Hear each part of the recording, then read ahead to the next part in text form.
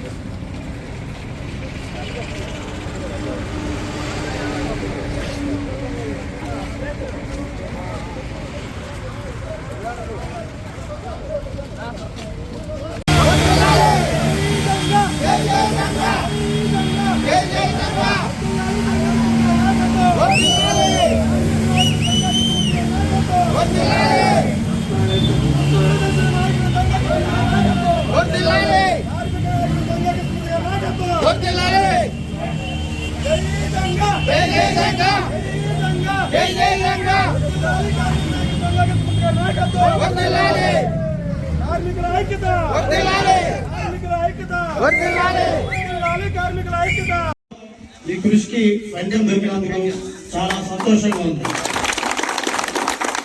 ఆ కృషికి అండగా నిలిచిన శ్రీ జంగా కృష్ణమూర్తి గారికి మా గామాలపాడి గ్రామం తరఫున మరియు కార్మికుల తరఫున ముందుగా ధన్యవాదాలు. మీరందరూ ఒకటి గమనించాలి, జంగా కృష్ణమూర్తి అనే వ్యక్తి పల్నాడులో ఎంత చరిత్ర సృష్టించారో మీ అందరికి తెలుసు. ఎందుకంటే ఒక కార్మికుడు నాయకుడిగా ఎదిగి అదే విధంగా ఒక ఎమ్మెల్యేగా, ఎమ్మెల్సీగా, ప్రస్తుత టీటీడీ బోర్డు మెంబర్గా ఎదిగి, ఎందుకంటే ఈ పల్నాడు ప్రాంతంలో ఒక బడుగు బలహీన కుటుంబంలో పుట్టి ఇంత పైకి స్థాయి రావడం అంటే చాలా వరకు కృషి చేశారు. అదే విధంగా ఈ రోజు ఈ కార్మికుల ఉద్యమానికి అండగా ఉండడం అంటే, ఎందుకంటే ముఖ్యంగా ఆయన ఒక కార్మికుడు కాబట్టి ఆయనకు ఆ కష్టం తెలుసు కాబట్టి, అదే విధంగా మీకు అండగా నిలబడ్డాడు కాబట్టి ఈ విజయం మీకు అందించారు. అదే విధంగా ఇంకొక విషయం మీకు చెప్పడం ఏంటంటే, ఈ విజయం వెనక చాలా మంది కృషి ఉంది. అంతేకాకుండా దీన్ని చెడగొట్టాలని అనేక శక్తులు చూశారు. కానీ ఆయన ఒకే ఆలోచనతో, ఎందుకంటే ఎప్పుడైనా ఆయనకి పవర్ ఉన్నా లేకపోయినా ఒక కార్మికుల సంక్షేమం కోసం కానీ వాళ్ళ బాబు కోసం కానీ చాలా వరకు కృషి చేస్తారని మీ అందరికి తెలుసు. ఎందుకంటే నాకంటే చాలా మంది ఇక్కడ వయసులో పెద్ద ఉన్నారు. వాళ్ళందరికీ కూడా ఆయన వ్యక్తిత్వం కానీ ఆయన వ్యక్తిత్వం గురించి కానీ అందరికి తెలుసు.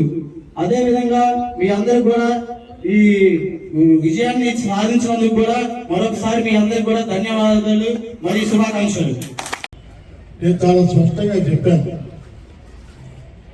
ఫ్యాక్టరీలో పనిచేసే ప్రతి కార్మికుడిని వారికి ఏదైతే వేతనాలు ఇస్తున్నారో వేతనాలతో సహా ప్రతి కార్మికులు కూడా తీసుకోవాలనేటువంటి విధంగా గట్టిగా మేనేజ్మెంట్తో కూడా మాట్లాడుతుంది.